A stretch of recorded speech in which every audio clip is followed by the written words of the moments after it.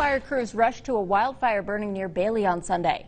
Homes in two subdivisions along Colorado Roads 64A and 64B have been evacuated, while several other subdivisions have been designated as pre-evacuation areas. Investigators say two people were target practicing before the fire ignited. They tried to put it out, but when they couldn't, they called 911. Those two individuals did stay at the scene, and they are cooperating with officials. Two helicopters that were fighting the nearby Shawnee Peak fire immediately started dropping water onto this new fire, which covered 11 acres at last report. Meanwhile, a wildfire flared up in Larimer County near Red Feather Lakes, forcing some voluntary evacuations. The McNay fire had scorched 400 acres as of 7 o'clock last night and was only 7% contained. More than 65 fire personnel and 9 aircrafts are working the blaze, which officials say is burning in mostly grass, timber, and brush in rocky, steep terrain. Firefighters say it started as a car fire, which spread to surrounding vegetation. Residents are being asked to move livestock and pets out of the area and to prepare for mandatory evacuations. Colorado State University will not punish 4 white students who posed in blackface in a picture posted to Instagram. Michael Konopasek has more.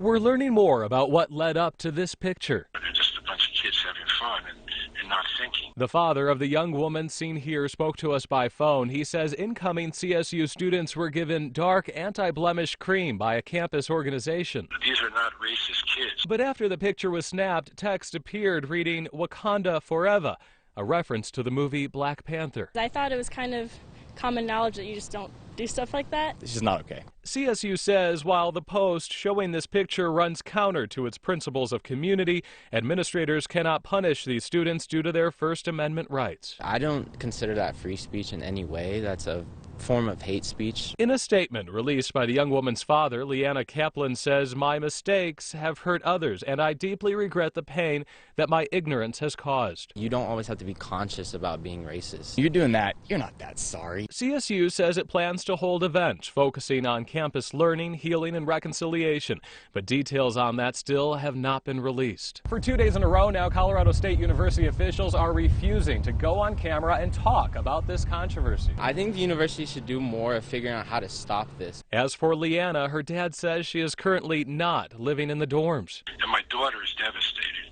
Yeah. She's getting death threats.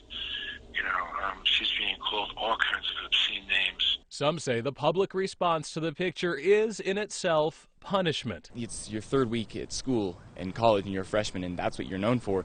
You might not get in trouble with the university, but college isn't going to be a smooth ride for you after this now, right? We've been unsuccessful in reaching the others in this picture. In Fort Collins, I'm Michael Konopasek, Fox 31. The number of children and teens killed by gun violence in Denver is rising, and so is the number of youth charged with gun-related crimes. The Denver Post reports that 15 teens and children have been shot and killed in Denver since the start of 2018. Prosecutors say over 100 teens were charged with gun possession in 2018, and that's up from 50 in 2015. Those numbers indicate that this year is on pace to equal or even surpass last year's numbers. Law enforcement and health officials point to a variety of possible reasons for the increase, ranging from video games to changes in organized crime structures. 35 years after the disappearance of Janelle Matthews, police in Greeley have finally named a person of interest. And the man they're focusing on is a former candidate for governor of Idaho who lived in Colorado in December of 1984 when the 12-year-old vanished. Matt Morrow has the latest developments in this cold case. A cold case could be heating up as Fox 31 confirms Greeley police now called this man, 68-year-old Steve Pankey, a person of interest in the 35-year-old homicide investigation of Janelle Matthews. I've never met Janelle Matthews. I've never met anybody in her family. Never talked to them in person. That's what Pankey is saying today from his home in Twin Falls, Idaho. But back in 1984, he lived off of busy 10th Street or Business 34 in this house, just 2 miles and a 4-minute drive away from the home where 12-year-old Matthews lived and where police say she was abducted after performing in this Christmas concert. Matthews' disappearance remained a mystery for decades until July 23rd, when a construction crew discovered her remains in this field in rural and southern Weld County. And it turns out Greeley police may have been investigating Pankey before this discovery.